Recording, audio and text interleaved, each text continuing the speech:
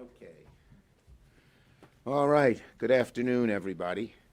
And I am very proud to be joined by Senators Wyden, Senator Cantwell, and Senator Kaine. Now, yesterday, Trump announced a deal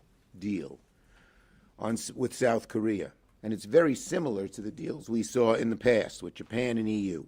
All talk, no substance, and raising costs for the average American. So let's go ahead and break some of these deals down. Each time it's the same story. Trump gets up, says whatever pops into his head that day. And the next day, it comes out that everything he said, or almost everything he said, was exaggerated, wrong, false. In Japan, on July 22nd, Trump said Japan is going to invest $550 billion in new investment in the U.S. You know what Japan said the next day? It's less than 2% of that. Okay? Meanwhile, tariffs went up 15%. They were 2%, now they're 15%. A huge increase in cost for the American people. In EU, on July 27th, Trump claimed $750 billion in new energy purchases and $600 billion in new investment in the U.S. Following the announcement, the EU said those numbers are unachievable, and besides, they didn't have to obey the agreements. They were non-binding. And again, tariffs up 15%. South Korea, Indonesia, Vietnam. I'd say to the media, when he announces his next tariff deal, you better ask a lot of questions, because the next day, it's all going to be undone. In some cases, Trump has claimed commitments from these countries that they didn't make. We still don't know what the agreement with Vietnam includes, neither did they. They've said that. Trump claimed a deal nearly a month ago, but neither side agrees on what he agreed to in Vietnam. So what is this chaos? Our businesses, our small businesses, our medium-sized businesses, our large businesses need some degree of certainty, and all they're getting is chaos and inflation. You saw the numbers yesterday. So the Trump tariff trade war is a trade war on the American people. We've seen this week the chaos and uncertainty. Business investment down 3%. In good part because people don't know what the tariffs will be. No one knows what's coming when Donald Trump has no plan, no strategy, and he's not honest about what he presents. But we do know one thing, tariffs are up since Trump took office. Produce, 7% higher. Cars, 12% higher. Computers and electronics, 18% higher. It is estimated the average American family will pay $2,400 more a year because of the Trump tariff tax. Amazing. That's a lot of money for a lot of people. It's often more than raises people get for the whole year. Okay, when Trump came into office, the EU tariff was 2%. Now it's 15%. Don't look at what number Trump shot out there before. The real change is what it was and what it is. And in almost every case, it's gone up significantly. When Trump came into office, the tariff on South Korea was 1%, now it's 15%. When Trump came into office, the tariff on Japan was 1.5%, now it's 10 times that. It's going to cost 500,000 jobs. Meanwhile, if there's one country that's benefited from all this chaos, it's China. Over the past few weeks, Trump has granted the Chinese government greater access to our advanced AI chips. A number of us worked to prevent those chips from being sold to China when Biden was president. They're vital to our national security. Trump's hitting the brakes on new restrictions on other sensitive tech exports to Chinese companies. We had restrictions. So, you know, our kids, our grandkids, and even us, we're going to suffer when China starts catching up and getting ahead of us on key industries like AI, where they can dominate many parts of the global economy and even the way of global thinking. So, our national security should never be a bargaining chip, least of all when we're dealing with Beijing.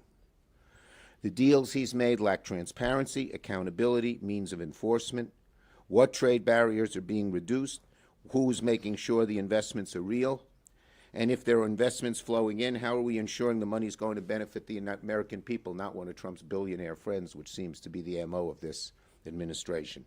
So, this is a deal, all right. It's a raw deal for the American people. Senator Wyden. Thank you very much, Mr. Leader. And folks, because the leader has hit so many of the key issues. I've just got a couple of points that I want to make to supplement his good arguments. First of all, the reason your mortgage rates are high, the reason your grocery prices are high, Donald Trump is pretending to do something productive. That's what this is really all about. And with these agreements, and some of them I can tell you are not much more than a napkin with a few lines squiggled on it, are not opening up markets for our farmers and manufacturers. And on the Finance Committee, we take a special interest in following the money. And this Trump trade recipe is a recipe for corruption. All the details about these so-called agreements are hidden. Nobody knows about them. And in fact, often they get denounced by a so-called signer before they even get in the news media. This is a recipe for corruption. And I can tell you, on the Finance Committee, we're going to put a special focus in the days ahead on how Donald Trump and people around him could be personally profiting from some of these negotiations and some of these agreements. And we'll save that for another day. Thank you, Leader. Thank you, Senator Wyden. Senator Cantwell. Well, thank you, Leader Schumer, for bringing us together on this critical topic. First, the United States Senate should not be hearing about trade or tariff policies and developments by watching cable TV. The administration officials should be telling the Congress exactly what these proposals are. This is serious business with broad economic consequences and affecting all our constituents. The Congress needs to see the fine print on what these deals really mean. The Trump tariffs will increase prices on the American consumers, as we see here. The increased price overall for 2025 tariffs on average are expected to be $2,400 in reduced income for Americans. The Seattle Times had an article this morning that ground beef was selling for $14.49 a pound. The cost of a basic T-shirt has risen from $10 to $25, and Procter & Gamble, the maker of household staples like Tide and Charmin toilet paper, said because of the tariffs, they are hiking prices next month about 25% on their products in order to offset a $1 billion hit they are going to take because of the tariffs. The president is also threatening tariffs on pharmaceuticals. We cannot afford any higher prices on drugs. At a time when American people are already struggling to afford life-saving drugs, the administration is trying to make them more expensive. When the administration talks about how much revenue is coming from these tariffs, the revenue is coming right out of the pockets of Americans.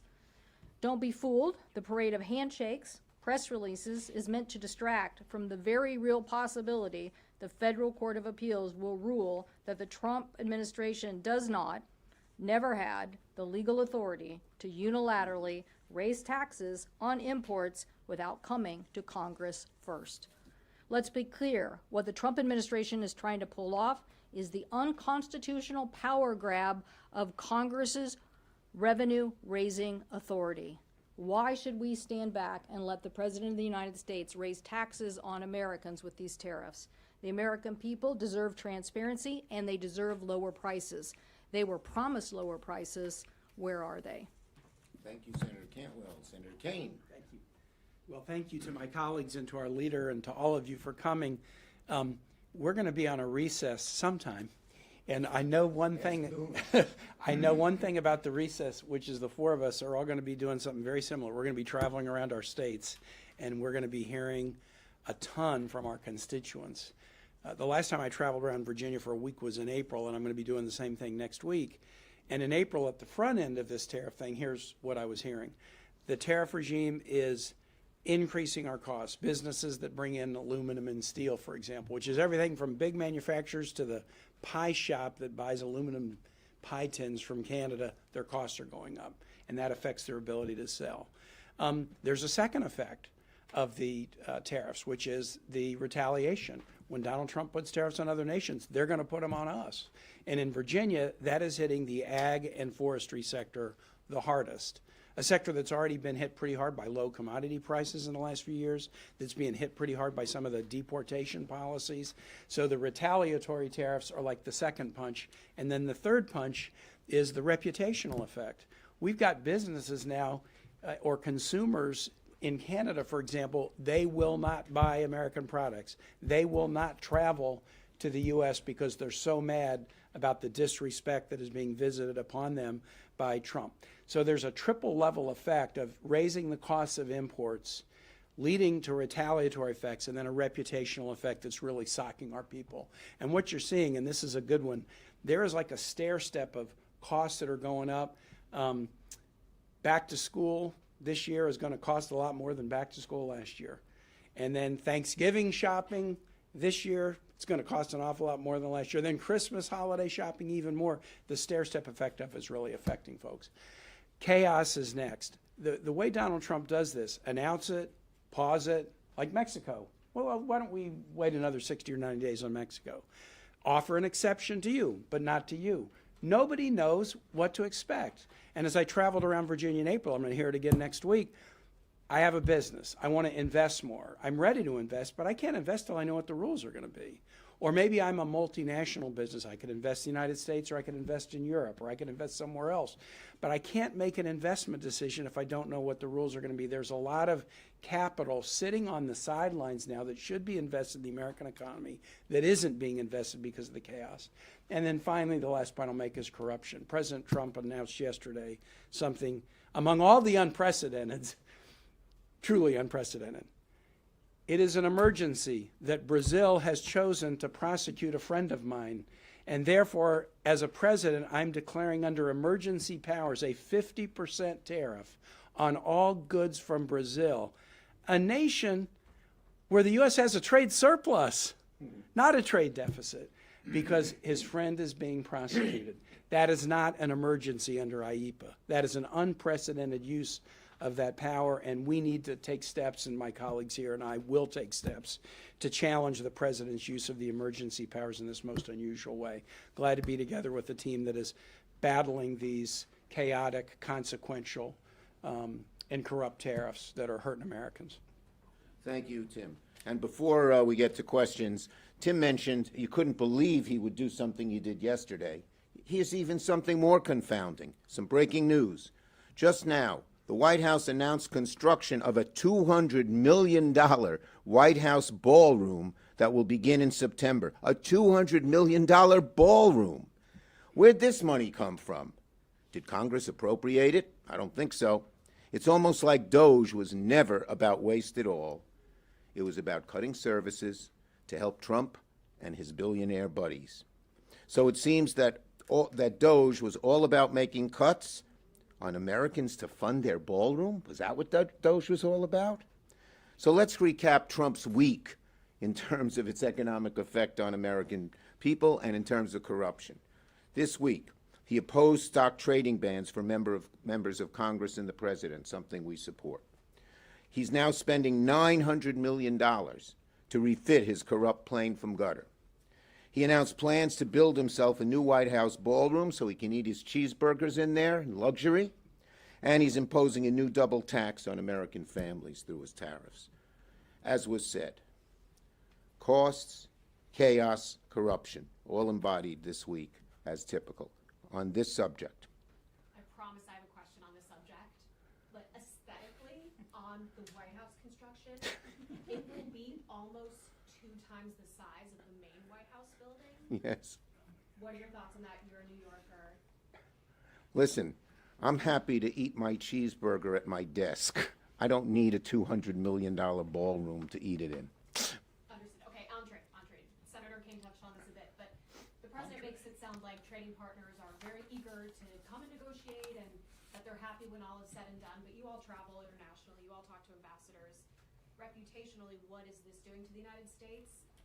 It's making Trump's tariff negotiations, tariff threats, tariff chaos is making, first, a fool of the United States in the eyes of the nations of the world. And second, the worst thing is, because we care about the average American, $2,400 more in costs? Look at that. It's crazy. And since you mentioned Tim, I was just going to bring Tim over. Yeah, but what was the question? I was still listening to you. I On was, the world stage, what, Yeah. you know, well, And Ron can, you were just Ron is, talking about your visit. Ron Wyden is on the world stage. He knows.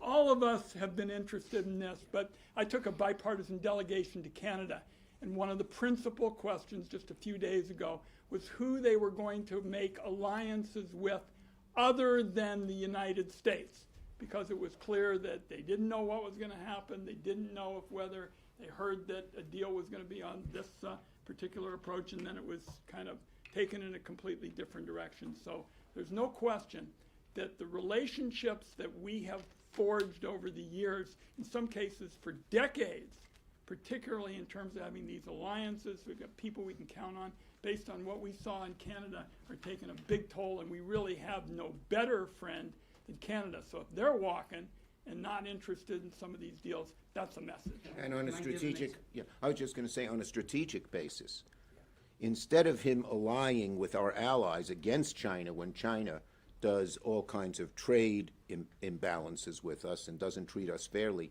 he's having them join with China against us. How profoundly stupid and unthought out. Can I give I'm going to give an example. I was in Germany in April to talk to Germany about aid to Ukraine. So I went to Kyiv, Berlin, and Warsaw, and it was all focused on Ukraine. But everywhere I got, before I could talk about my issue, they were like, well, wait, what about tariffs? So here would be the German example. They rewrite their constitution to enable them to put more into defense. They elect a new government that's probably the most pro-U.S. government that they've had in Germany for a very long while. And the government that's elected, the new chancellor, has a mandate, and that's jumpstart the German economy that's been in the doldrums since 2019. So you're meeting with the new government. It's like, we are your friends. We are together with you in Ukraine. We want to put in more. We're pro-U.S. We just got elected with a mandate. You are the biggest obstacle standing in the way of us and the mandate we just got from the German people, because the tariffs are going to hurt this German export economy so badly. So as Chuck said, these are punishing our allies more than our adversaries, and sometimes they're even punishing Americans more than our allies. The president cuts a deal to put a 15% tariff on Japanese products. Toyota stock goes up by 8%. Why? Because even at 15%, it is now cheaper to buy a Japanese vehicle in the United States than one made in America with a lot of content from Canada and Mexico. So we're hurting allies for adversaries, and we're hurting ourselves to the advantage of others. It makes no sense. We're hurting our own countries. Ford announced a $2 billion loss in good part because of the tariffs. Yes. My question is related to what you just said, which is you've had two IEPA votes. One passed, one probably would have passed if White House and McConnell had been. Would have passed. But at any rate, my question is, given these earnings reports that we're having, and given that the deals have resulted in substantially higher tariffs, do you think that there could be movement among Republicans so that you could get a veto-proof majority, which of course you would need to actually end the IEPA tariffs if the courts do not? Well, I'll call on Maria for a minute, because she had a bill to put it back in Congress where it was, and I think 7 Republicans joined it. Yeah. Maria. And also if you could touch on Section 338 and 122 in case IEPA is overturned in the courts, is there something Congress should do about these other archaic? Well, the courts are looking at these issues now, and the lower court, as you can see, basically said there was nothing in what the president was trying to say from emergency perspective, and we don't think he's following the law as it relates to 301 or any of these.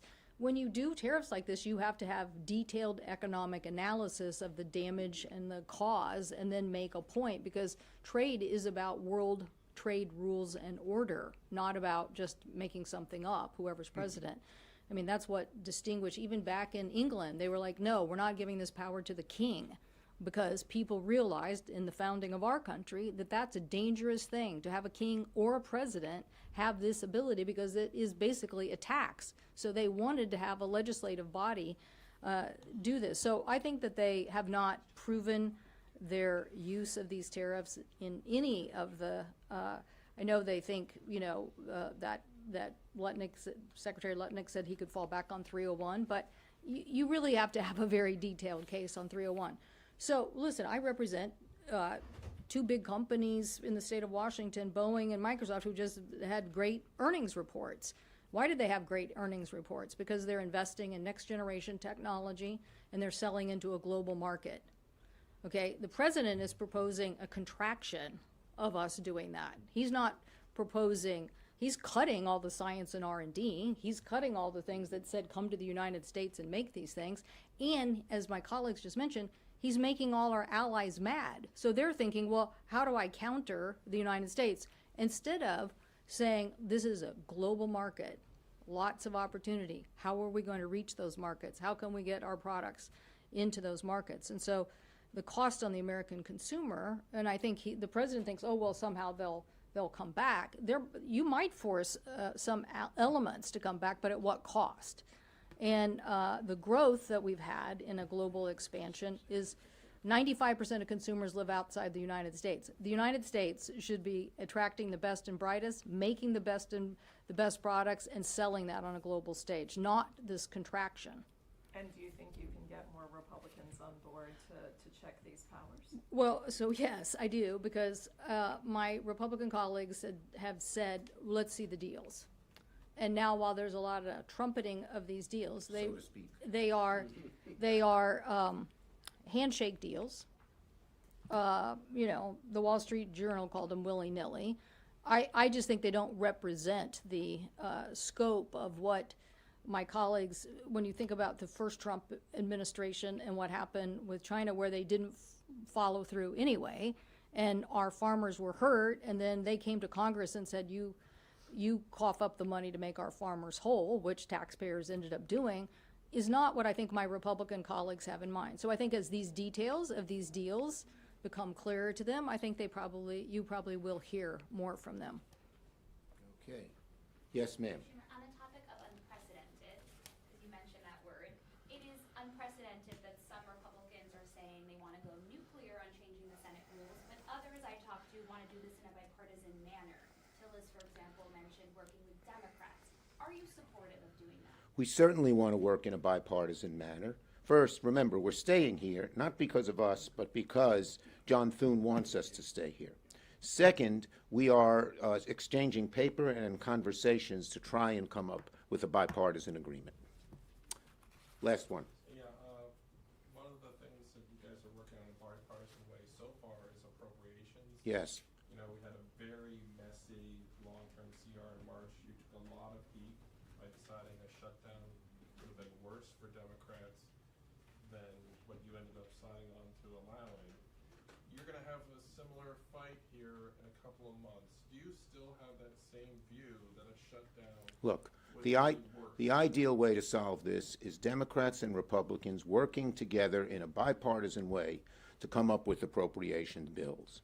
And we're making some progress on that. Senator Murray and Senator Collins are working together, and that's the way we ought to go. We hope Republicans will join us that way. Thank you, everybody. Hey, you guys, watch 232. It's like